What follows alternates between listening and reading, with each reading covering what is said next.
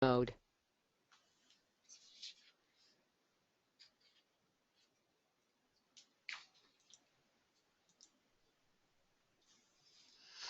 Hello and welcome to today's English Australia webinar.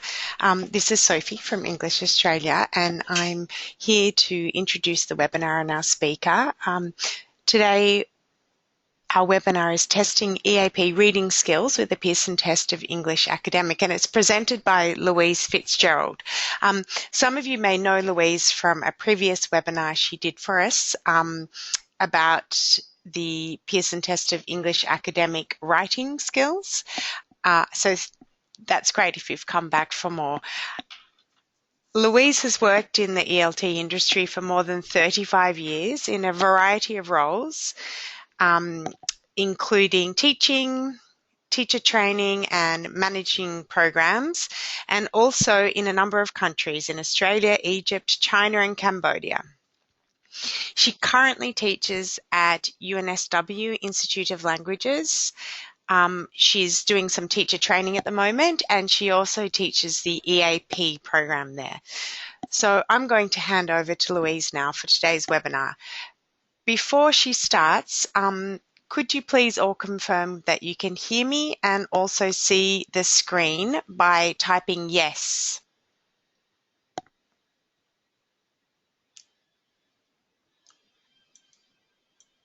Great, I've got lots of yeses. Here's Louise.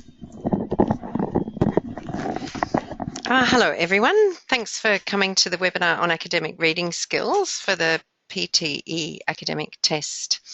I'd like to ask a couple of questions before we start, and Sophie's going to launch them now. So if you could just put in an answer yes or no to the first question, please. You can see that on your screen.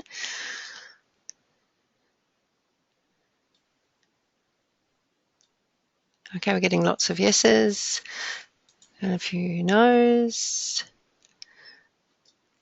Okay, so it looks like about 2/3 yes and a third no. Okay, good. And there's another one which will come up in a couple of seconds. Okay, Sophie's just launched that one. So if you could read that one and answer.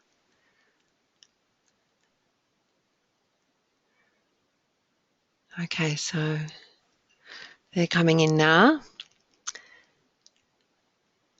And it's about the opposite of the last one. This one we've got about 1/3 yes and 2/3 no.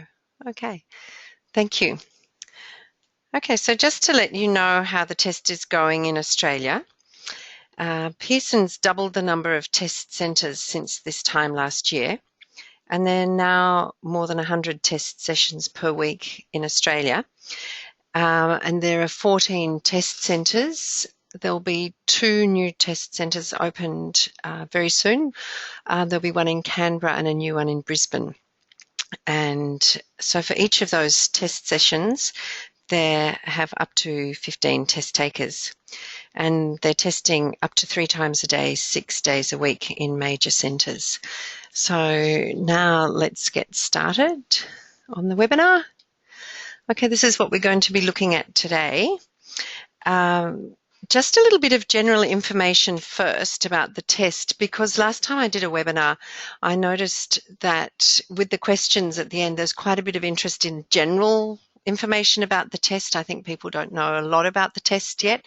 So I put in some general information first, and then we'll look at the 6 item types that deal with academic reading, and there they are on your screen. Read aloud is actually classified as a speaking item, but as there are only 5 reading items, I popped it in because I thought, well, read aloud is reading too. So we'll talk about that for a little bit too.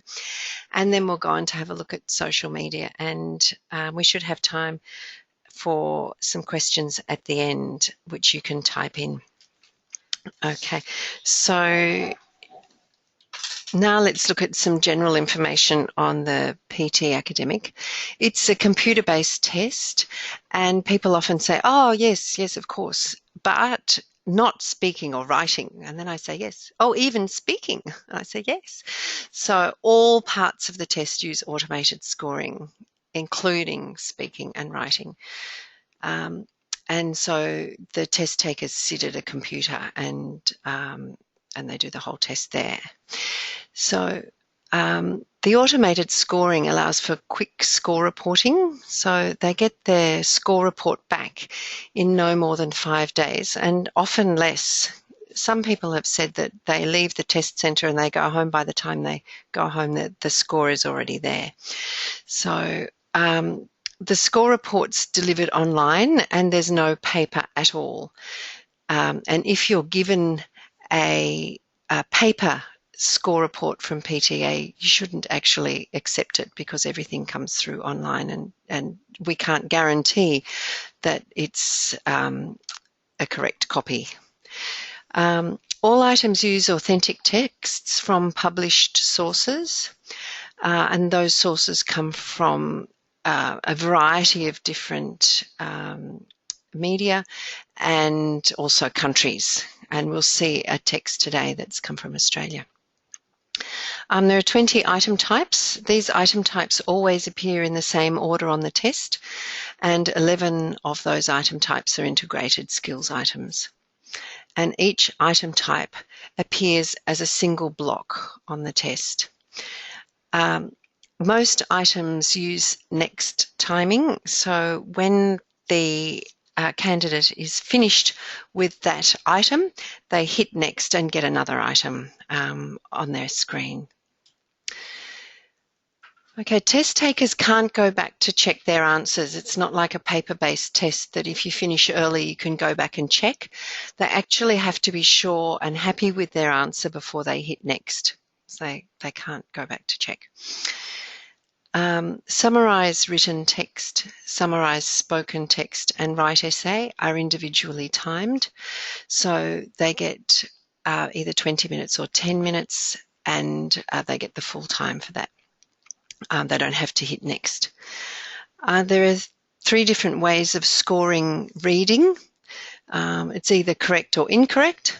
They can get partial credit, and there is negative scoring on one of the reading items. So I'll explain that as we go along and look at the items.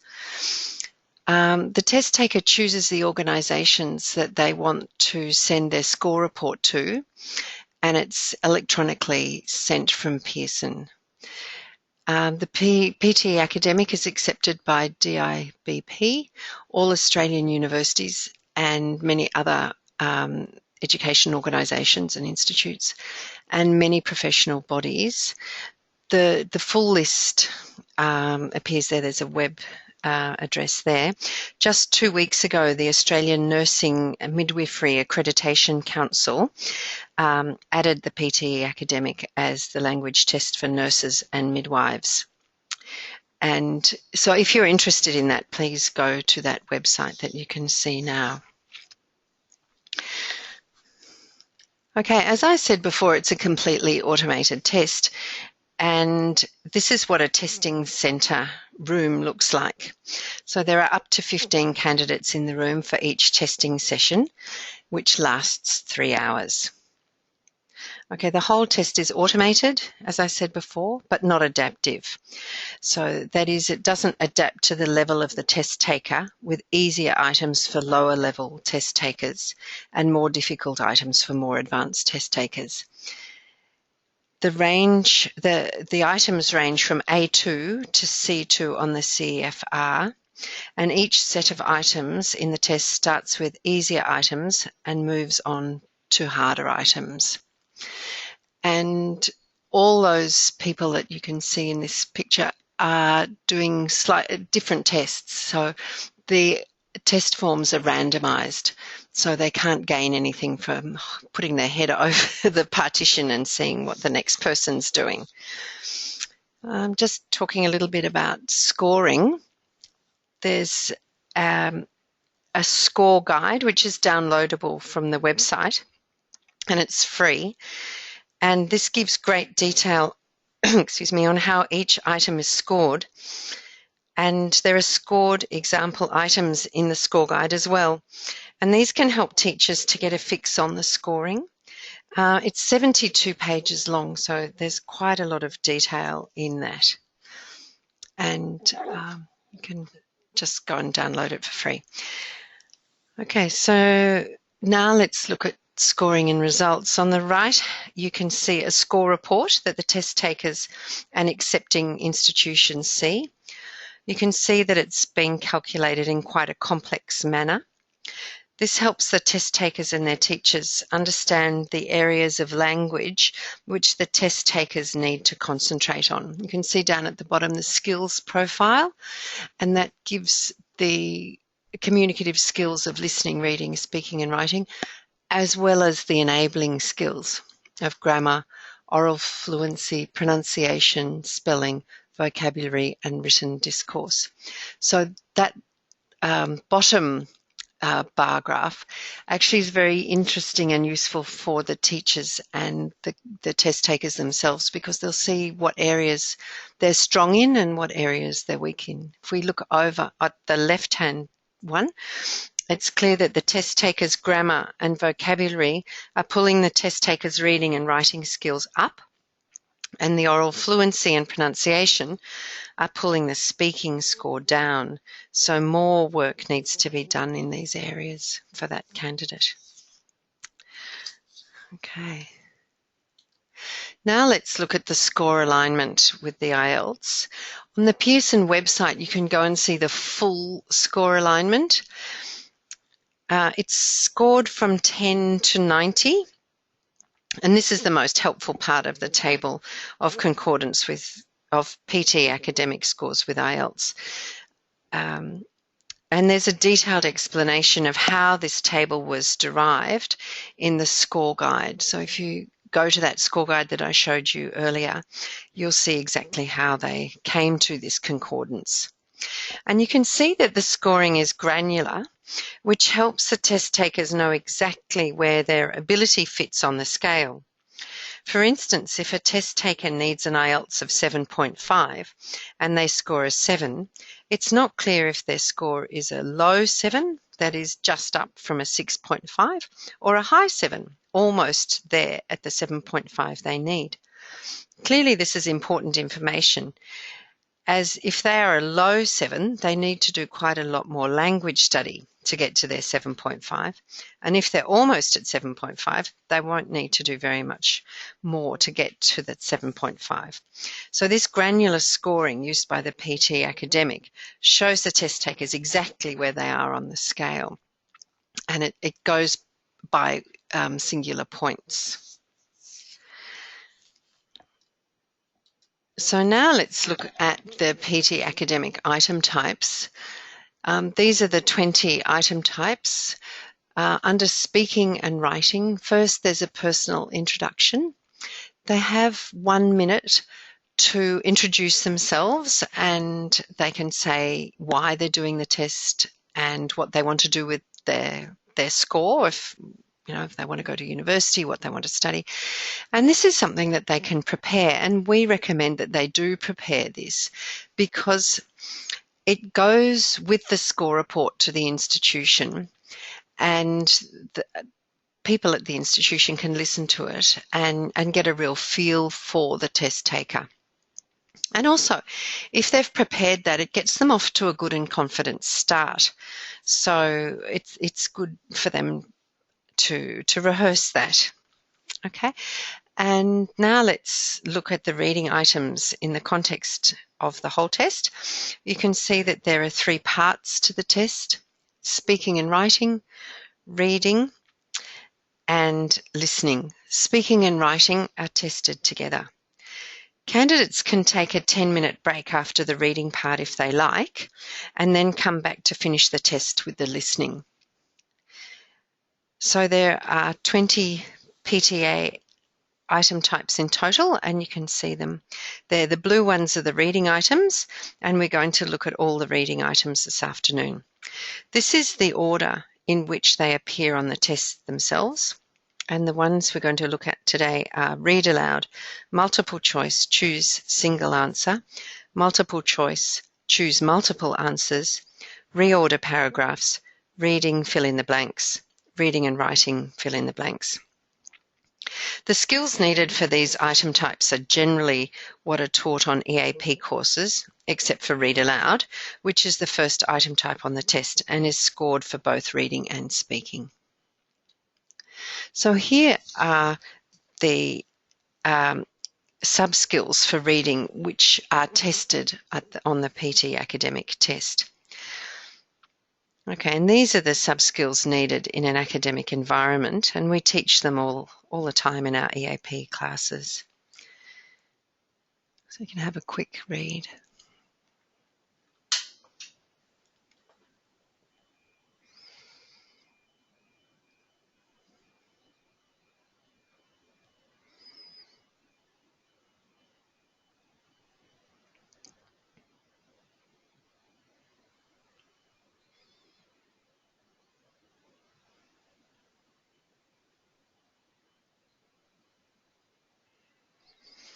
A full list of these academic language sub-skills for each item type is given in the official guide to the PTE Academic. Okay, so now let's have a look at the reading items in some depth. So as I said, 6 of the 20 items assess reading, and you can see them on the screen. You can see the length of the texts. The texts are all quite short. The longest is 300 words, and of course there'll be some short items and some longer ones, but none over the text length given here. The number of tasks shows just how many of each item type a test taker will have on the test. It's not always the same, as the test's forms are randomized, as I said before. Test takers are very unlikely to be taking exactly the same test as any other test taker in any one testing session. Different items belonging to each item type and different numbers of items make up each test. The time allowed for the items we'll be looking at today is also given in this table. And the red box shows the item types, which are classified by Pearson as being reading item types. But the first one, read aloud, is also a reading item. As the first item type, it's designed to relax the test taker. As it's not a complicated item type, every language learner learns how to read aloud. The language is supplied and they just have to read it. So now let's have a look at read aloud in some detail. So this is the interface that the test taker sees on their screen when they start the test. And you can see that the instructions go across the top under the red line, but above the red line is the time remaining for this section of the test. So this is, because it's read aloud and it's a speaking item, it's for the speaking and writing part of the test. So you can see that there's 34 minutes and 58 seconds left, and this is the first item of 42 items in that part of the test. And then in the middle you can see the recorded answer. That's the status box, and it shows that the microphone will open in 40 seconds. So they have 40 seconds to read this text, and there'll be 6 to 7 of these tasks in every test, and the text length for read aloud is between 40 and 60 words. The microphone opens, and if the microphone doesn't hear anything in the first 3 seconds, it will close again. And this is for real-time language processing. The test takers can practice reading this aloud until the microphone opens, and they could read this aloud softly to themselves until the microphone opens, and then they need to start speaking pretty quickly. So let's look at what's being tested. So this is an integrated skills item, reading and speaking. And for reading, it's identifying the writer's purpose, style, tone or attitude, understanding academic vocabulary, and reading under timed conditions. Okay, now we'll look at how it's scored and then the speaking skills needed for this item type, which are pronunciation and oral fluency. So this is how it's scored. It's scored for content, pronunciation, and fluency. So the maximum score for content is the number of words in the text. So that's between 40 and 60 words. And to get the maximum score for content, the test taker has to say every word. If they get 0 for content, the rest is not scored. And this is to get a round memorization. So they have, if they don't say anything that is on that text, then they get 0 and the whole item is abandoned and they have to go to the next item. Note use of terms like native like, advanced, etc. And these descriptors are available in the score guide that I was talking about earlier. The scoring engine has been trained to recognise more than 126 accents, both native speaker and non-native speaker, and it knows the difference between a word which has been mispronounced and a wrong word. So this is what is being scored in pronunciation.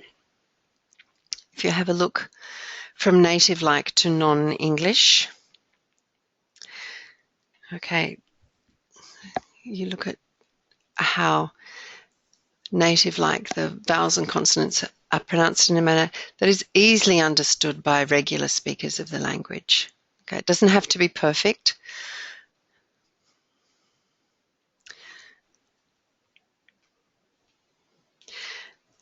And intelligibility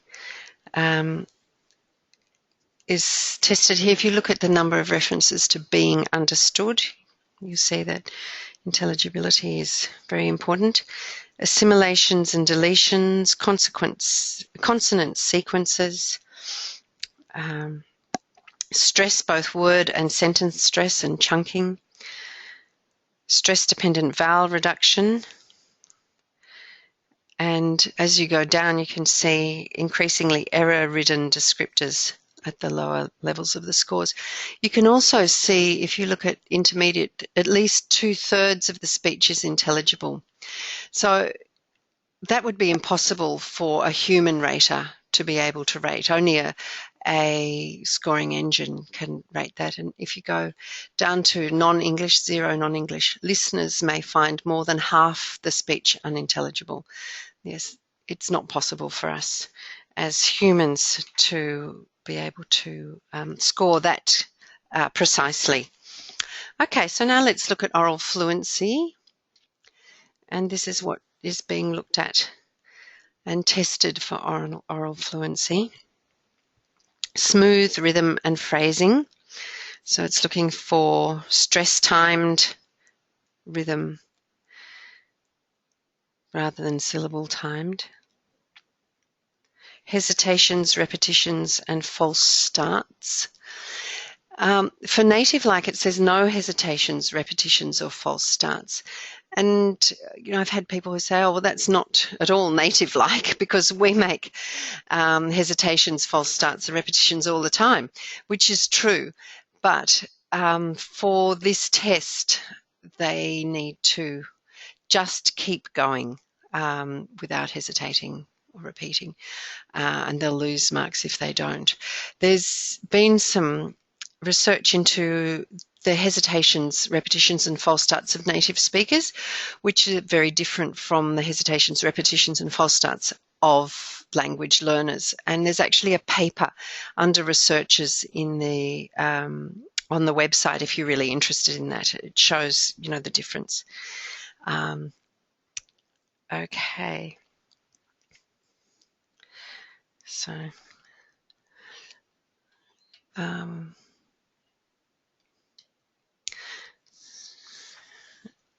okay, so now here's a sample task for Read Aloud.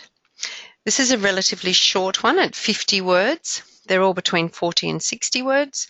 The first one we saw earlier had 55 words, and it had 40 seconds to prepare and then 40 seconds to read. But because this is a shorter text, the test taker is given 35 seconds to read through and rehearse the text, and then another 35 seconds to read it when the microphone is open. All the texts are authentic. This one seems to me to be about C2 level, as it's conceptually quite complex with high-level vocabulary. And this one also has some tricky pronunciation. Agreed on an accord is quite difficult to say, and they need to say every word to get full marks for content. So they need to watch out, basically. Now let's look at a tip. Tell your students to use punctuation to decide where to pause when reading. And this will help them break up the text into meaningful chunks. This will help their stress and intonation, which are part of the scoring criteria for this item type. You can help your students by providing short passages for them to read aloud in class. And they can practice the text out loud softly, as nothing will register before the microphone opens, as I said before. And when they're finished, they hit next to go on to another one. Okay, the next item type we're looking at today is multiple choice, choose single answer. The text always appears on the left-hand side of the screen and will always fit on the page. They don't scroll at all. The question is on the right-hand side, and there are 2 or 3 of these in every test, and each one will be up to 300 words in length. This one's quite a short one, and each one will have between 3 and 5 options, and there's just one question per reading text. So they read that short text and they answer the question. So now let's look at what's being tested. Okay, so these are the skills of reading that this item type may be testing.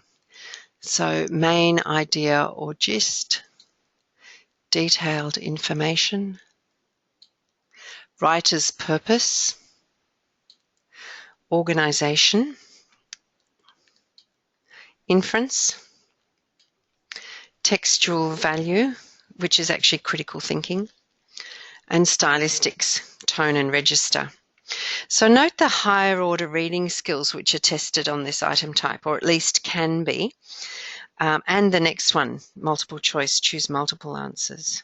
So inference, textual value and stylistics are really higher order reading skills.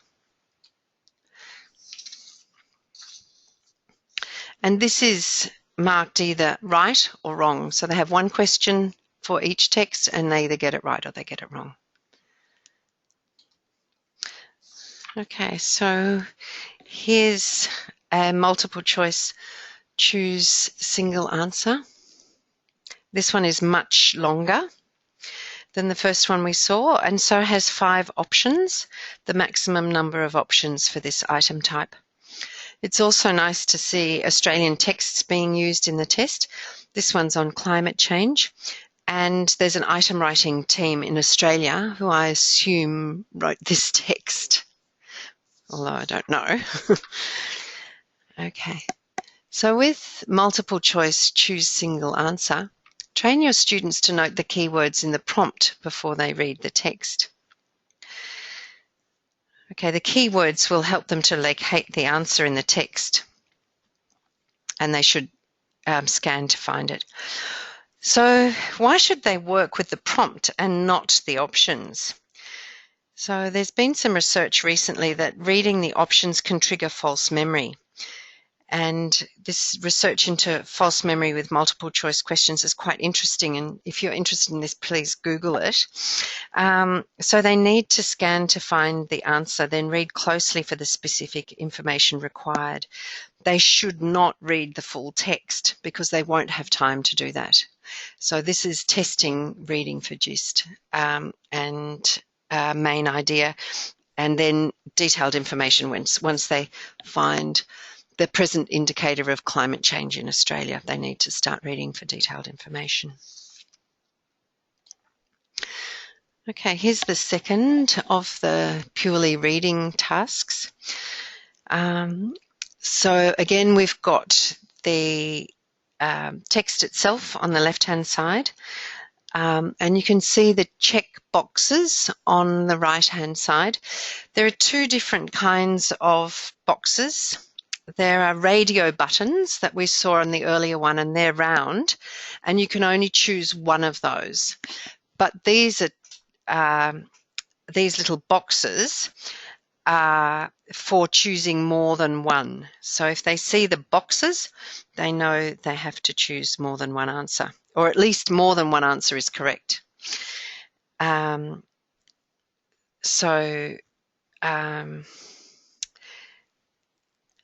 so the item itself is on the right-hand side, and they'll have 2 or 3 of these in every test, and the text length will be up to 300 words. This one looks pretty close to 300 words, and there'll be between 5 and 7 options. This one's got 5 options, and more than one will be correct.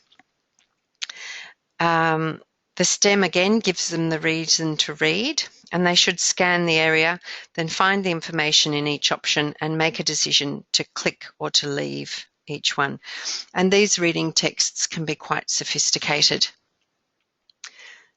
And again, the same reading skills are being tested here as for the choose single answer. Again, the high-level reading skills required for some of these items.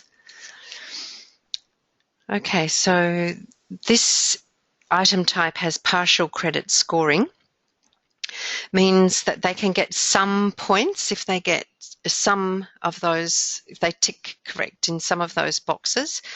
They don't have to get the whole item correct.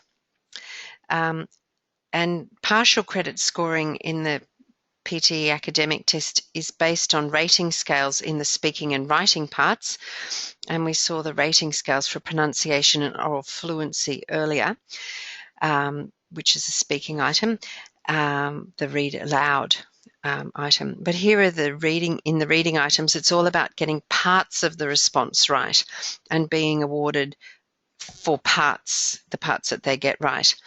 And this is the same with the listening part of the test. So with this item, points are deducted for incorrect selections to prevent test takers from simply selecting the lot, but their score can't go below 0.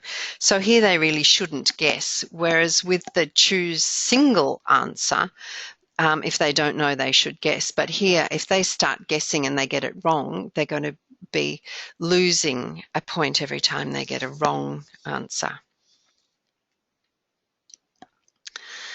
Okay, so the next one is reorder paragraphs, and it's actually reorder sentences. These are not paragraphs, they're sentences within a paragraph, but they're called reorder paragraphs.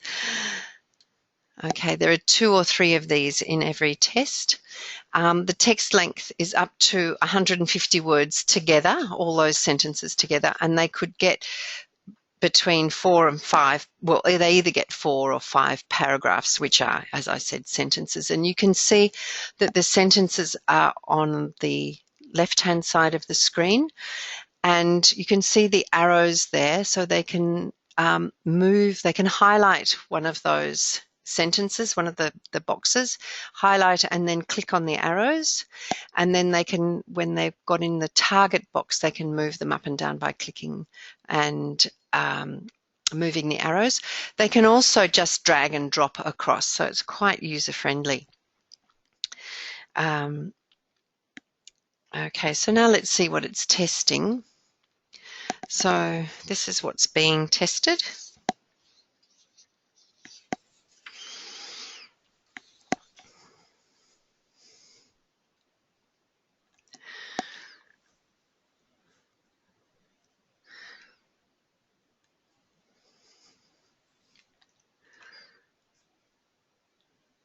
Okay, so this is really looking at textual cohesion and coherence more than anything else. It's the old cut-up sentences that we've all done in our classes. Okay, so here it's partial credit scoring again. So test takers receive 1 score point for every correct pair of adjacent sentences. The maximum score points will be received if all the pairs are in the correct sequence. And there's no negative scoring for this item type, so points are not deducted for incorrect pairs. Obviously, if the test takers don't identify any of the correct pairs, they'll score 0. So just to explain this a little bit more clearly, in the example on the previous screen, there are 5 sentences and a maximum of 4 points can be achieved by the answer 1, 2, 3, 4, 5. So that's 1 point for each correct pair. So 1 and 2 together, they get 1 point for that. 2 and 3 together, they get 1 point for that. 3 and 4 together, 1 point for that. And 4 and 5, 1 point for that. If they get them out of order, but the right pairs together, they can also score well. It's the adjacent pairs that they're looking for. Okay, so let's have a look at a tip for this item type. Find the topic sentence first. Okay. Each of these sentences are written according to the conventions of academic writing. So there'll be a clear topic sentence, and it should always go first. Topic sentences stand alone and introduce the topic of the paragraph. They don't contain any reference to any information which must be stated before them to make sense, and they don't start with linking words or pronouns, as these refer to prior information. So they can use their understanding of what is a topic sentence and then put that up the top of the right-hand target screen and then start dragging and dropping the others in, and they need to look at the cohesion basically throughout to make sure that it works and to get all their ducks lined up. Now let's look at reading fill in the blanks. Okay, so this is a drag and drop activity. They can try out words by dragging them up, and if they read it and see it doesn't work, then they can pull it down again. It's a word bank activity. It's an old item type used in a new way. In IELTS, this is used for summaries, but here it's in a reading text. It's testing word form, grammar, vocabulary, and collocations. They'll get 4 to 5 of these in every test. The text length is up to 80 words. There are 3 to 5 gaps, and they have 6 to 8 options. So this is what's being tested.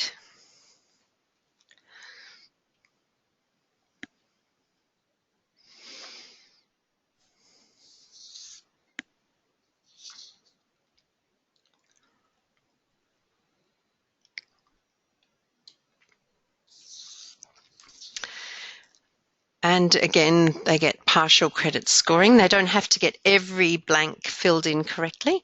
If they get at least 1 blank filled in correctly, they'll have 1 point at least. And there's no negative scoring for this item type, so points are not deducted for incorrect words. Therefore, if they finish and still have some blanks empty, they should guess. They've got a reasonable chance of getting more right. Obviously, again, if test takers don't identify any of the correct words, they'll score 0. Okay, here's a tip. Test takers need to think about the words that they often see together. So collocations can help them. The one that we saw earlier had 4 blanks with 7 options, and this one has 5 blanks with 8 options, the maximum number of options. Test takers can use their knowledge of collocation for this item type, and if you read around the blank, which has been filled in with public, you can see that they need a word that collocates with general. And that could be public, look, or view from this item from the bank at the bottom. By doing this, the test takers narrowed the chances of selecting the correct word from the bank. Instead of being 1 in 8 chance, it's now 1 in 3 chance. And they have to read a bit more to see which one provides the correct meaning, and here obviously it's public. Pearson have developed the academic collocation list, and it's free to download or print from the PTE Academic website. I'll show you where to find it now. So if you go to the Pearson PTE website and you go to researchers, organisations, and then research, down at the bottom there I've put a red circle around it, the academic collocation list. And it's free to download or to print, and you can share it with your students. It's a great resource of academic collocations, and really helpful, I think, for EAP classes. Even if you're not doing the Pearson test, it's still a great resource to have for your students. Now let's look at reading and writing fill in the blanks. So the last item we had, this is the last item in the reading part, and again this is a bit different because each of those blanks has a little drop down list, and in the list they have 4 different words which could go into the blank, and they need to choose the one that they feel fits the best. They can again try out words in the spaces, and if they think, oh no, that doesn't work, they can click again on another one from the little menu box. And they can drag and drop as well, and they can play around with it until they're happy, and then they need to hit next. Okay, there are 5 or 6 of these in every test. The text length is up to 300 words. This is a very short one. There are up to 6 gaps, but because this one's so short, you've only got 3 gaps here. And there are always 4 options. So if you look at this one, you've got observations, examinations, consultations, and considerations. And in fact, those words are pretty close. You have to have quite a good level of vocabulary to know which one collocates properly there. And why is this a reading and writing item type? Well, the test takers need to get into the mind of the writer to choose the correct word. This is what we do when we write. We carefully choose the word from similar words in our own lexicon. And this is what the test takers have to do here. It's often tricky as they offer frequently confused words, very close words, or even false friends. These ones I think are quite close. It can also test word families or use of tense, and it can test register or style too. So quite a lot of different collocations are going on here at the same time. And now let's look at what's being tested. These are the reading skills being tested.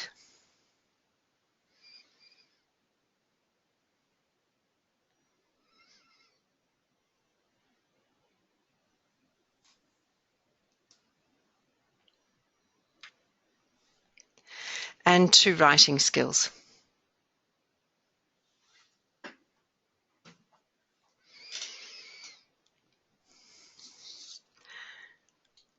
Okay, so here are some tips for the reading items. Now these tips are similar to the ones available on the Pearson PTE website and in the PTE Academic books.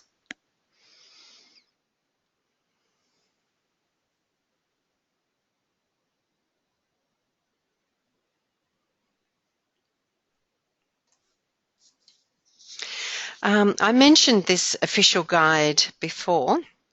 The official guide is kind of like the Bible for PTE Academic test, and it's very comprehensive. First of all, there are 3 complete practice tests included on the CD-ROM, which comes with the official guide, and it has practice materials both within the book and on the CD-ROM. It has strategies to prepare for the test as well as practice items with answers and explanations. And the CD-ROM has over 200 practice items, which are organised into 3 practice tests covering all 4 skills, and guidance is given as well as answers to the tasks. So particularly for teachers to know, how it's scored and what items, what level the items are at. The official guide can be used by self-study test takers, but also used with the official guide teacher notes, which are free online PDF available in the on the website for classroom-based preparation. So if you're interested in using this book in the classroom, then go to the website and download the teacher's notes for it. That's very helpful. Okay, and Pearson PTE has quite a presence on social media. If you look, you can subscribe to their newsletter and you get regular updates about the test and what's happening. And also they're on Facebook, Twitter and YouTube. You should click on the logos at the bottom of the homepage to like Pearson on Facebook and follow them on Twitter, and subscribe to the PTE Academic YouTube channel. And you get lots of information from Pearson this way. So on Facebook, if you go to Facebook there and like them, you'll get quite a bit of information. They, update it quite regularly.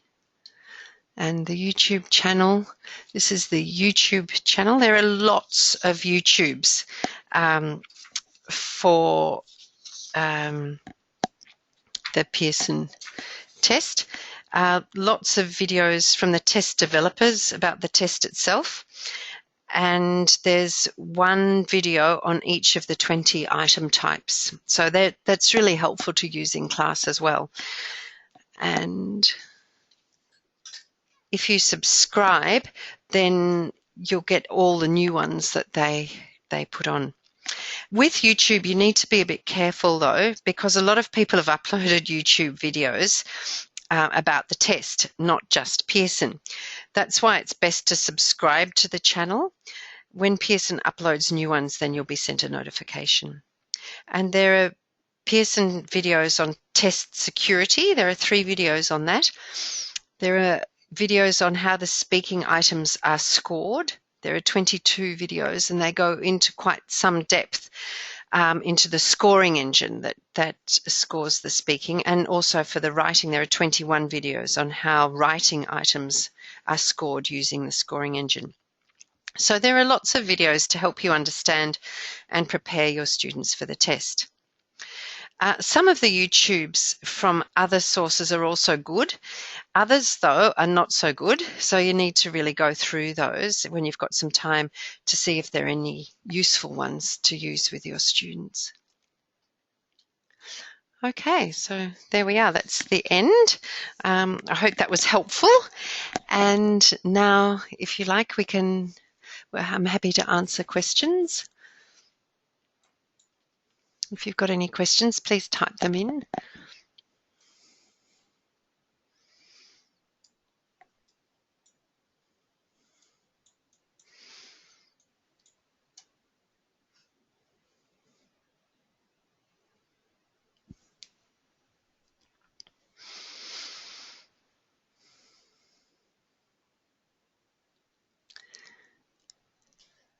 Okay, so we've got a question here. You mentioned the question difficulty is from A2 to C2.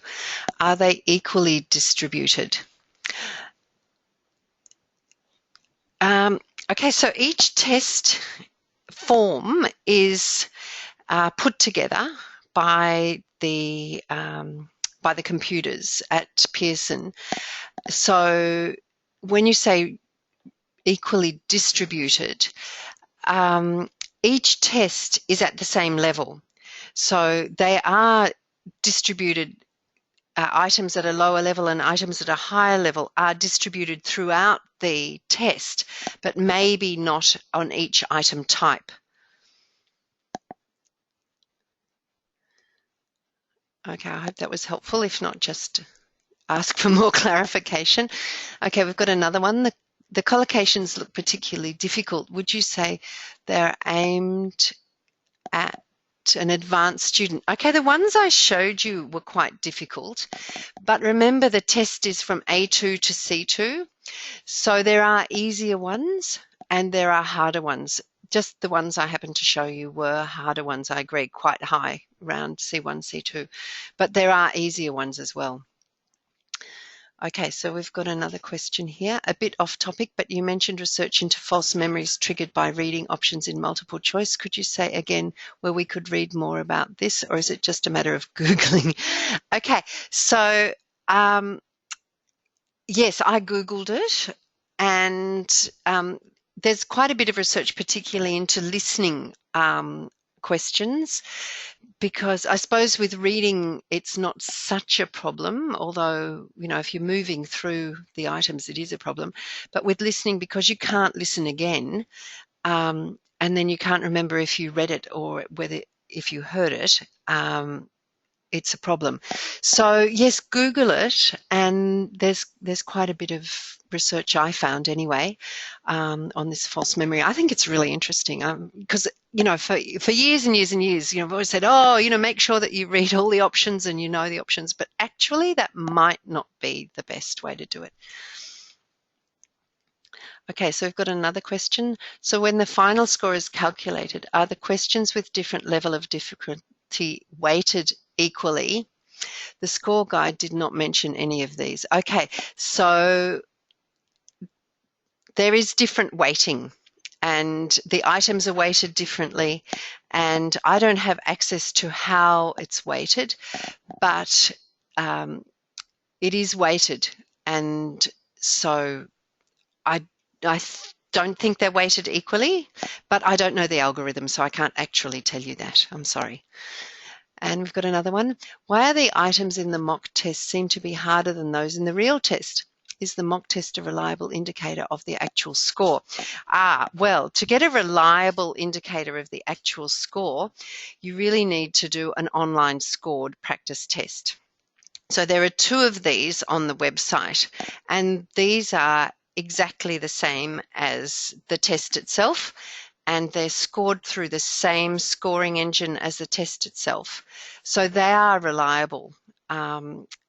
And I mean, quite a lot of people, when they're writing their course, they put the students through the first one at the beginning of the course, and then they get a score report which gives the same information as the real score report. And so you can see exactly where your students are having difficulties and what they need to improve on to do well on the test.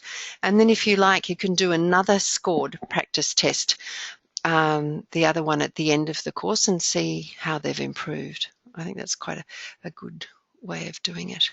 But yeah, I'm not exactly sure which mock tests you're talking about, but it wouldn't be the online scored practice tests. Okay, so there's another question. Will there be more online scored practice tests? Most students already attempted both tests before attending our course. Oh, right. Okay, well, I can feed that back to Pearson. I'm happy to do that. I don't actually know if, you know, one or more are being written at the moment, but I can see your point. If they've done them already, then it's a bit difficult. Doing them again is not going to work. But at least you can see how they did if they bring you their score report. Okay, have you got any more questions you'd like to ask?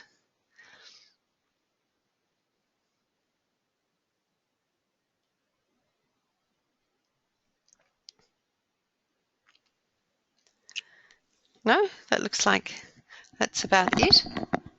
Okay. Oh, no. Some students told us the test is getting harder and harder as they attempt more and more. Oh, well, no, there's no research to say that.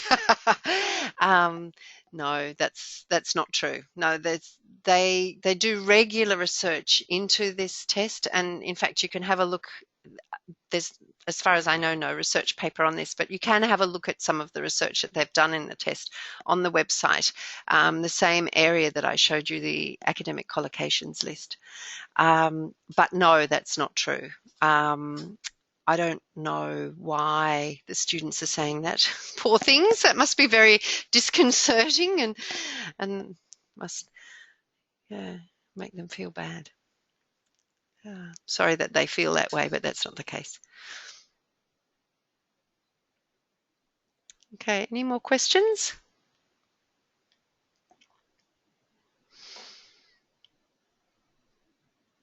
No? Okay, well, thank you very much. I hope that you learned quite a bit from this, and I hope that you'll find that your students will have success using this test. Okay, thank you. Okay, and this is Sophie again. I'd just like to thank Louise on behalf of English Australia, and also to thank Pearson, who sponsored today's session.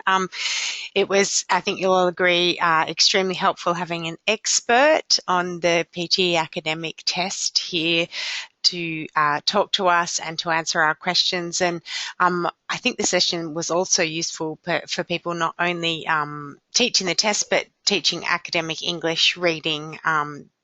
So thank you very much, Louise. If you have any other questions, feel free to email me and I can pass them on to Louise or to Pearson. All right, thanks for attending today's session.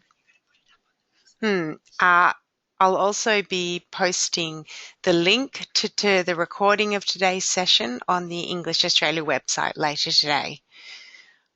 Okay, thank you. Bye. Yeah. I must say my ears.